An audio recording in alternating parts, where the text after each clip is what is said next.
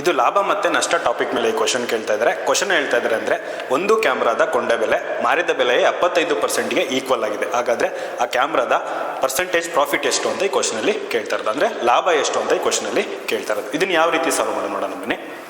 ಏನು ಹೇಳ್ತಾ ಇದ್ದಾರೆ, ಕೊಂಡ ಬೆಲೆ ಕಾಸ್ಟ್ ಪ್ರೈಸ್ ಅಂತ ಕರಿತೀವಿ.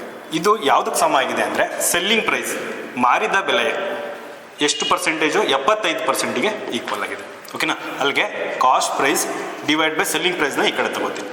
75%ನ ಯಾವ ರೀತಿ ಬರಿಬೋದು ಅಂದರೆ 3/4 ಅಂತ ಬರಿಬೋದು. ಹೇಗೆ?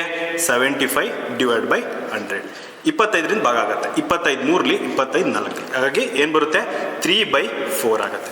ಇವಾಗ 3 ರೂಪಾಯಿಗೆ ತಂದು 4 ರೂಪಾಯಿಗೆ ಮಾರ್ತಾ ಇದ್ದಾರೆ ಅಂದರೆ ಎಷ್ಟು ಲಾಭ ಆಯಿತು? ಅಲ್ಲಿಗೆ 1 ರೂಪಾಯಿ ಲಾಭ ಆಯಿತು.